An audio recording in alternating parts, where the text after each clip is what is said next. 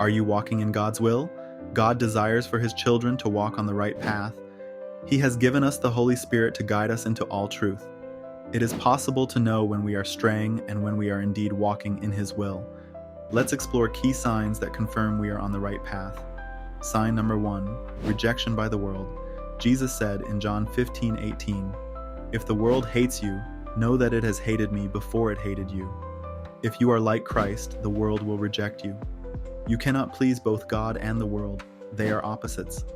The world's direction is opposed to Christ, for Satan is the god of this world. 2 Corinthians 4:4. When Satan offered Jesus all the kingdoms of the world, it was not an empty boast.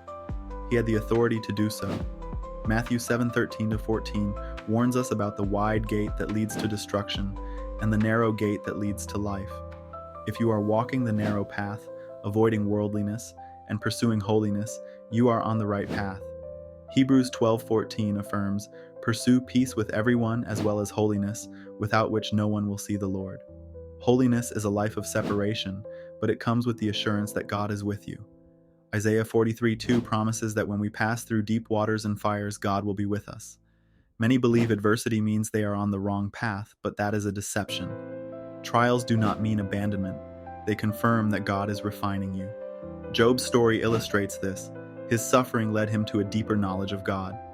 Philippians 3:10 states, "That I may know Him and the power of His resurrection and the fellowship of His sufferings."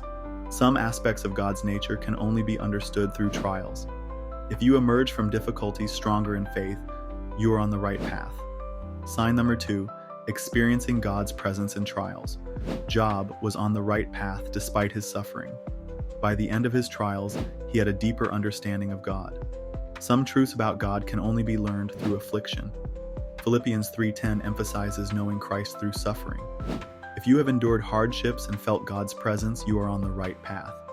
A clear sign of being on the right path is that God is with you in the storm. Remember Jesus sleeping during the storm in Mark 4:38. His presence ensured safety. Exodus 33:14 says, "My presence shall go with thee, and I will give thee rest." When God leads, He grants peace beyond human understanding. Philippians 4:7. If you feel this peace despite challenges, you are on the right path. Sign number 3, absolute peace.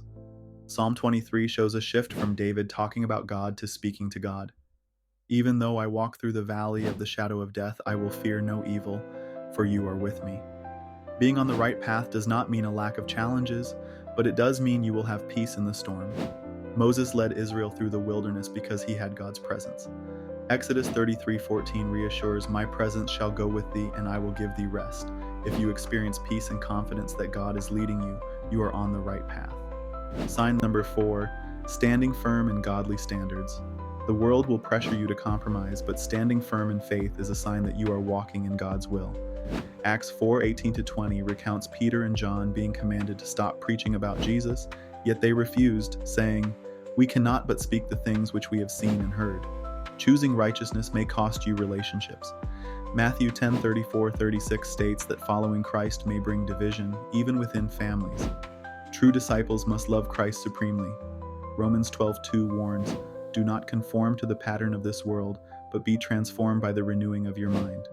If you are holding to biblical truth despite opposition, you are on the right path.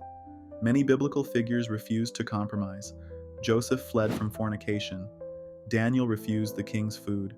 Shadrach, Meshach, and Abednego chose the fiery furnace over idolatry. They were persecuted but remained steadfast. Their faithfulness led to divine vindication. True faith does not negotiate with the world. Romans 3:4 says, "Let God be true and every man a liar." If you refuse to lower your spiritual standards, you are on the right path. Conclusion. Walking with God is not always easy, but it is always worth it. If you experience rejection from the world, endure trials with God's presence, have unshakable peace, and stand firm in righteousness, you are on the right path. God is with you, guiding you, and leading you toward His eternal promises. Stay faithful, and you will see His hand in your life.